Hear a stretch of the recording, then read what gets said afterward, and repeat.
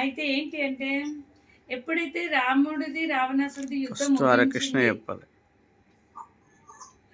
ఎప్పుడైతే రావణాసుడిది, రాముడిది యుద్ధం ముగించిందో, అప్పుడు కొన ఊపిరి పైన రావణాసురుడు ఉన్నాడనమాట. అయితే రాముడు ఏమంటాడు లక్ష్మణుడితోటి, నువ్వు వెళ్ళి ఆయన దగ్గర జ్ఞానాన్ని పొందు అంటాడనమాట.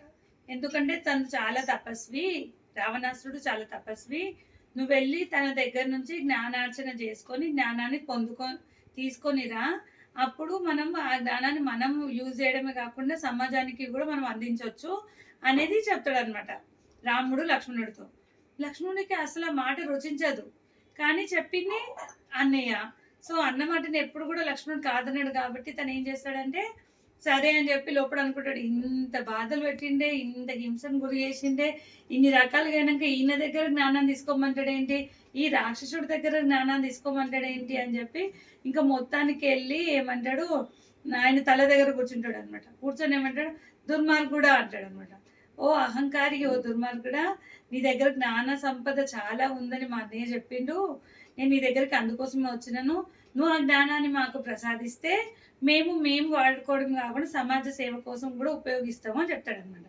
అప్పుడు ఏం చేస్తాడు రావణాసురుడు, ఇమీడియట్గా తలని ఇట్లాని చూసి తన వైపు కళ్ళతోటి నెక్స్ట్ ఆయనకి ఆపోజిట్ సైడ్కి తల తిప్పేసుకుంటాడు అనమాట.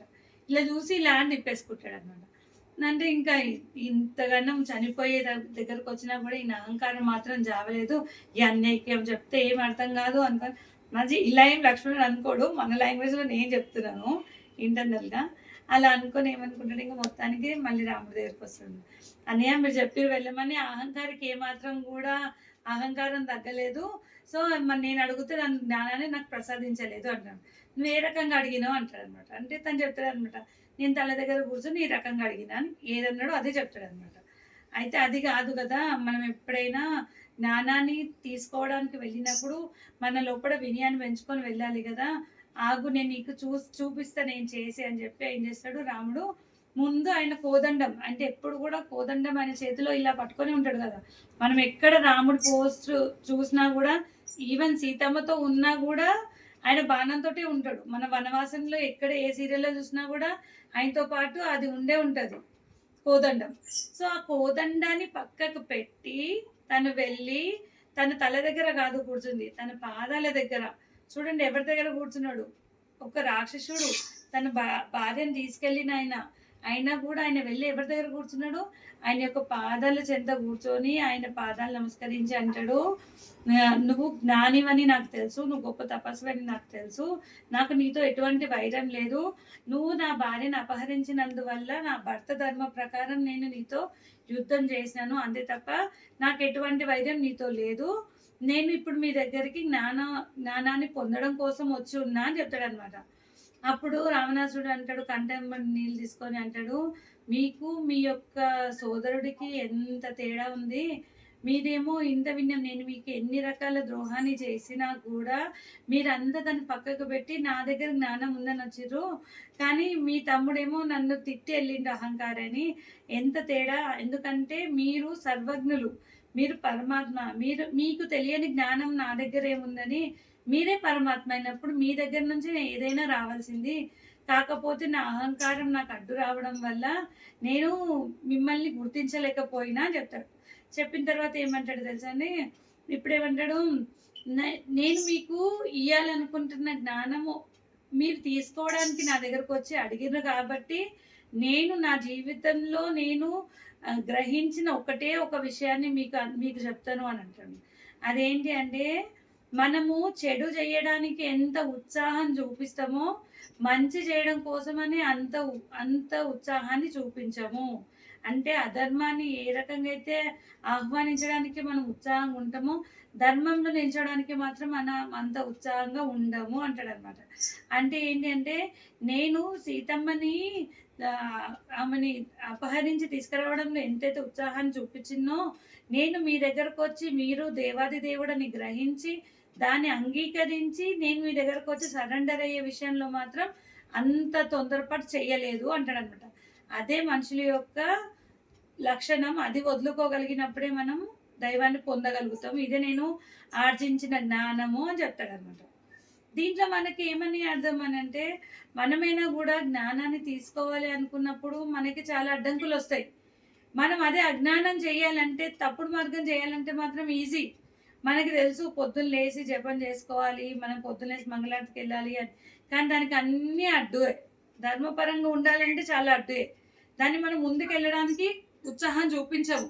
ఉత్సాహం చూపిస్తామా? పర్వాలేదులే, కొంసేపు పడుకుందాంలే, కొంసేపు పడుకుందాంలే. అదే ఏదైనా ఫంక్షన్‌కెళ్ళేదుంది, లేదంటే ఇంకేదైనా ఎంజాయ్‌మెంట్‌కి వెళ్ళేదుంది అంటే మాత్రం ఇమ్మీడియేట్‌గా మనము ఉత్సాహంతోటి ఉంటాం. యెస్ సార్, నో మాతాజీస్ అందరూ చెప్పండి. యెస్ మాతాజీ. అదే మనము ఈ యొక్క క్వాలిటీ తగ్గించుకోవాలంటే మనం ముఖ్యంగా చేయాల్సింది దేవుడి యొక్క నామాన్ని తీసుకోవడం. అది తీసుకుంటే మనకి చెడు మార్గానికి వెళ్ళినప్పుడు మనకి అడ్డగిస్తది. నాకు నిన్ననే మన గ్రూప్‌లో నుంచి ఒక మాతాజీ షేర్ చేసిర్రు. ఏంటి అంటే, తను నాన్ వెజ్ తినడానికి చాలా ఇష్టపడుతది. యాక్చువల్‌గా ఇష్టపడుతది. సో, మొన్న ఫంక్షన్‌కెళ్ళిందంట తను.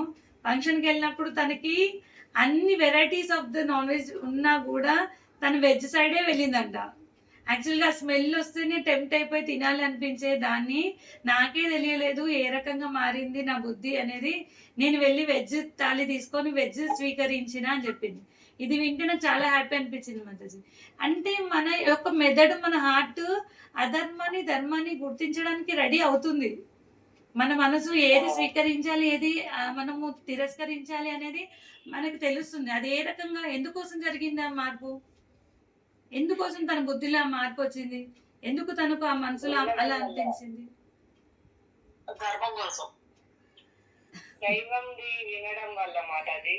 యెస్. యెస్. ఎందుకంటే తను తీసుకున్న సాంగత్యం వల్ల. సాంగత్యం అనేది చాలా చాలా చాలా సాంగత్యం వల్లనే మనకి అది చేంజ్ అనేది అయింది. సాంగత్యం అంటే ఇప్పుడు మనం తీసుకోగలిగిన మనకు అందుబాటులో ఉన్న సాంగత్యం మన క్లాస్‌ని రెగ్యులర్‌గా వినడమే. మనం వేరేగా ఇంకేం చేయనక్కర్లేదు. ఒక్కసారి మనం మనసు పెట్టి వింటే నేను చాలా సార్లు మీకు చెప్పున్నాను. మనకి కృష్ణయ్య మనకెప్పుడైనా గూడా శ్రవణం ద్వారానే, చెవుల ద్వారానే మనసులోకి వెళ్ళి తన్నే స్వయంగా చీపురు పట్టుకొని మన లోపటున్న అంధకారాన్ని తొలగించి, మన లోపటున్న చెడుని గూడా క్లీన్ చేస్తాడు అనేది. మనం దాన్ని అవలంబించి చూడాలంటే మనం టెస్ట్ చేసుకోవాలి. మనం ఒక 1 మంత్, 2 మంత్స్ నేను ఎటువంటి పరిస్థితి వచ్చినా గూడా దీన్ని వింటాను. విన్న తర్వాత ఒకసారి నేను గుర్తు తెచ్చుకుంటాను అనేది మనం గనక అలవాటు చేసుకుంటే, అప్పుడు మనకి అది అది మొత్తం హ్యాబిట్‌గా మారిపోతది.